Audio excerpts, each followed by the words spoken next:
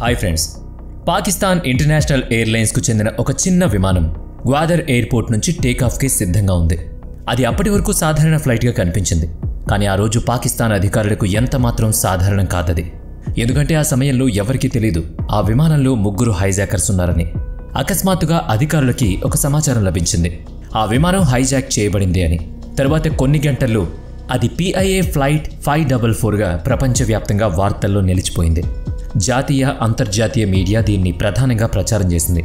ఈ సంఘటన జరగడానికి కేవలం 3 రోజులకు ముందు పాకిస్తాన్ ఒక అణు పరీక్ష చేయడానికి సిద్ధమైంది. ఇక PIA ఫ్లైట్ 54 తరువాత కొన్ని గంటలు అత్యంత క్లిష్టమైన పరిస్థితులను ఎదుర్కొంది. ఇది పాకిస్తాన్లో కలకలం రేపిన సంఘటనల్లో ఒకనొకటి. పాకిస్తాన్పై భారత్ యొక్క ఒత్తిడి పెరుగుతున్న సమయంలో ఈ సంఘటన ప్రపంచం దృష్టిని ఆకర్షించింది. 1998 మే 25వ తారీఖున ఒక సాధారణ సాయంత్రం అనుకున్నా అది ఒక సున్నితమైన రోజైంది.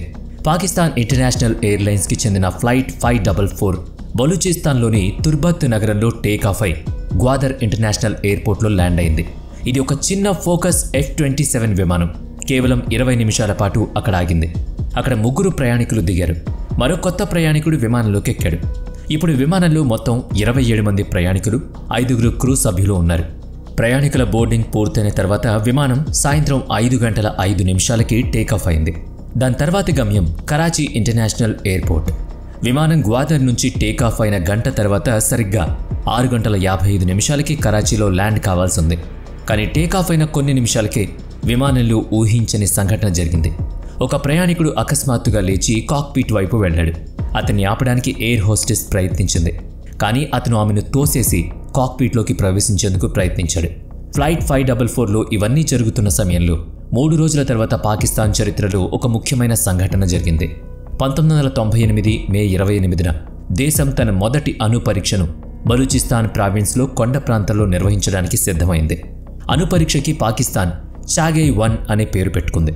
ఇది దేశ చరిత్రలో ఒక కీలక ఘట్టంగా మారింది. ఎందుకంటే ఇదే మాసంలో భారత్ కూడా తన 2వ అణు పరీక్ష పోఖ్రాన్ 2ని విజయవంతంగా నిర్వహించింది. నిజానికి పాకిస్తాన్ ఇప్పటికే అణ్వాయుధ పోటీకి 24 సంవత్సరాలు ఆలస్యంగా వచ్చింది. భారత్ 1974లోనే తన మొదటి అణు పరీక్ష పోఖ్రాన్ 1ను నిర్వహించింది. ఇక పాకిస్తాన్ మొదట అణు పరీక్షను నిర్వహించేందుకు ఇష్టపడలేదు. కానీ పరిస్థితులు దాన్ని తప్పనిసరి చేశాయి. ఇదే సమయంలో అదే రాత్రి ఫ్లైట్ 544లో భయాందోళన కలిగించే సంఘటన జరిగింది. కాక్పిట్లో బలవంతంగా చొరబడ్డ వ్యక్తి తన పిస్టల్ బయటకు తీసి పైలట్ను బెదిరించాడు. అతను ఈ విమానం హైజాక్ చేయబడిందని ప్రకటించాడు. ప్రయాణికుల క్యాబిన్లో ఉన్న మరో 2 హైజాకర్లు ఫ్లైట్ను అదుపులోకి తీసుకోవడం చూసిన వెంటనే లేచారు. వెంటనే వాళ్ళు ఆయుధాల శక్తితో మొత్తం ప్రయాణికులను బందీలుగా మార్చారు. హైజాకర్లు ప్రయాణికులను హెచ్చరించారు, ఎవరైనా ఎలాంటి ప్రయత్నం చేసినా విమానాన్ని బాంబుతో పేల్చి పడేస్తామని వాళ్ళ ప్రకటన సారాంశం. అంతలోనే పైలట్ ఈ హైజాక్ విషయాన్ని అధికారికంగా ప్రకటించాడు. PIA ఫ్లైట్ 544 ఇప్పుడు పూర్తిగా హైజాకర్ల నియంత్రణలో ఉంది. ఈ విమానాన్ని కెప్టెన్ ఉజేర్ ఖాన్ నడుపుతున్నాడు. అతనితో కలిసి first officer Mohammad Fayaz, air hostess Khalida Afrida మరియు అస్మా ఇజ్రాయిల్, అలాగే గ్రౌండ్ ఇంజనీర్ సర్దార్ చౌదరి ఆ విమానాన్ని కమాండ్ చేస్తున్నారు. అయితే ఇప్పుడు వీళ్ళు కూడా బందీలుగా మారిపోయారు. హైజాకర్లు చదువుకున్న వాళ్ళలాగా కనిపించలేదు. కానీ వాళ్ళు సాంప్రదాయ బలూచ్ దుస్తులు, షల్వార్ కమీజ్లు ధరించున్నారు. వీరు తుర్బత్ ప్రాంతానికి చెందిన వాళ్ళు అనుకునే అవకాశాలు ఎక్కువగా ఉన్నాయి. ఎందుకంటే అక్కడ ప్రజలు అప్పుడు జరిగిన ఎన్నికల్లో ఓటింగ్లో పాల్గొన్నారు. హైజాకర్లు బలూచిస్తాన్ ప్రావిన్స్కు చెందిన వారేనని అనుమానం కలిగింది. అయితే వారి అసలు డిమాండ్ ఏంటి? బలూచిస్తాన్ పాకిస్తాన్లో అతిపెద్ద ప్రావిన్స్. కానీ దీని చరిత్ర బ్రిటిష్ ఇండియా కాలం నుంచే ప్రత్యేకంగా ఉంది. అప్పట్నుంచి అక్కడ కొన్ని తెగలు స్వతంత్ర దేశాన్ని కోరుకుంటున్నాయి. కానీ 1947లో భారతదేశ విభజన జరిగినప్పుడు బలూచిస్తాన్ను పాకిస్తాన్లో ఒక ప్రావిన్స్గా ప్రకటించారు. అప్పట్నుంచి అక్కడ కొన్ని తెగలు పాకిస్తాన్ ప్రభుత్వానికి వ్యతిరేకంగా దాడులు మొదలుపెట్టాయి. ఇప్పటికీ వాళ్ళు తమ సహజ వనరులు పాకిస్తాన్ ఉపయోగించుకోవడాన్ని వ్యతిరేకిస్తున్నారు.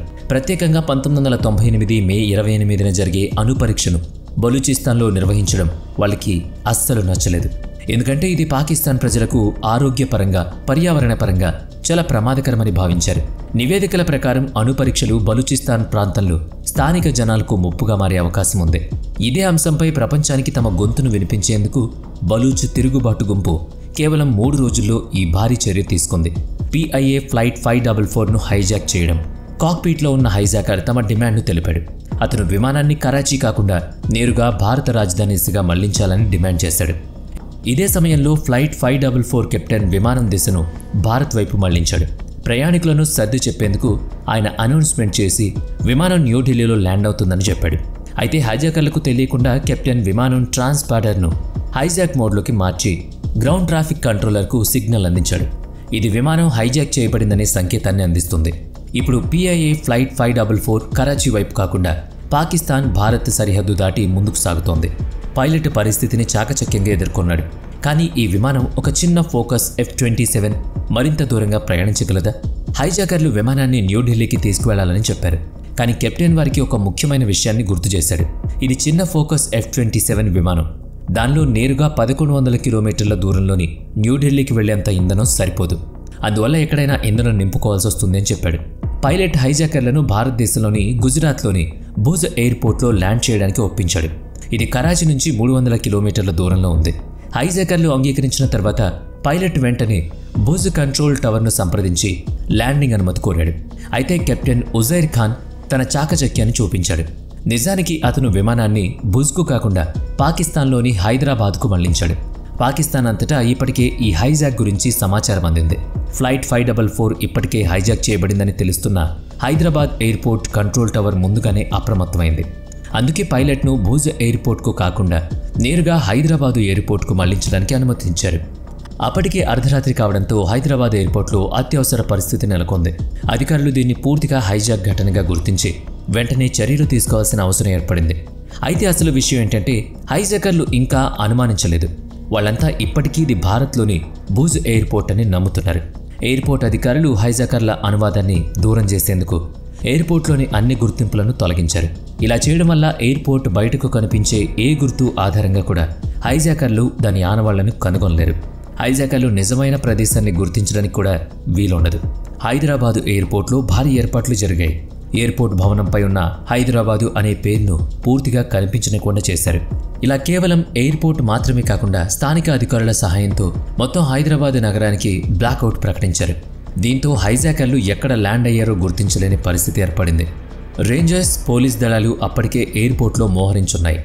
రాత్రి చివరికి PIA ఫ్లైట్ 544 హైదరాబాద్ ఎయిర్పోర్ట్లో సురక్షితంగా ల్యాండ్ అయింది.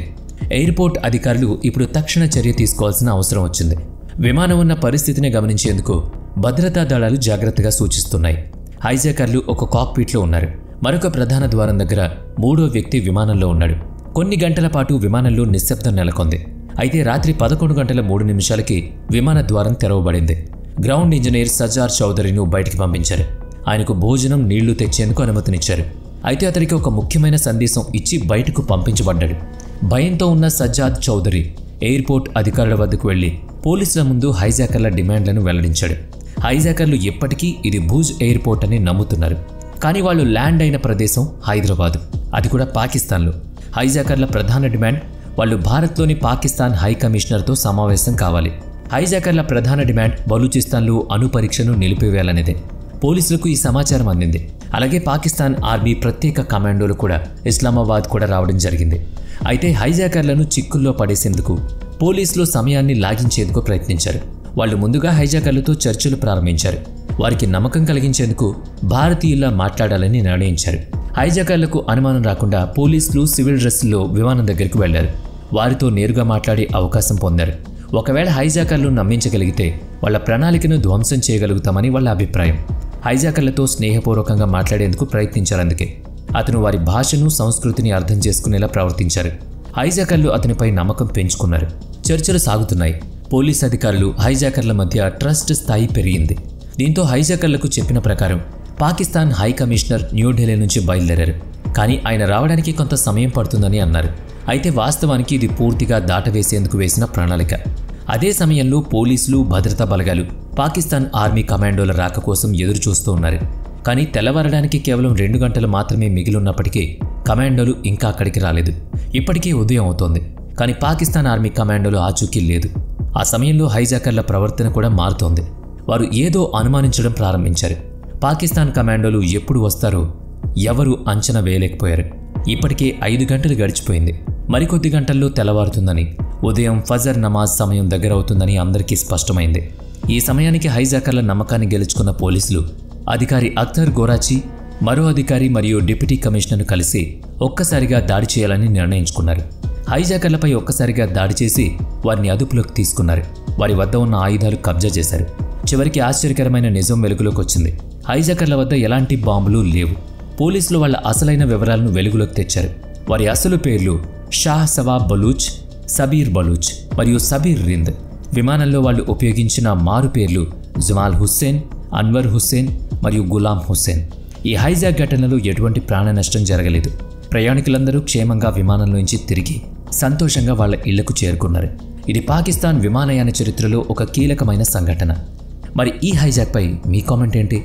బలూచ్ వాళ్ళు చేసిన హైజాక్ నిజంగానే ధర్మం అంటారా? కామెంట్ చేయండి.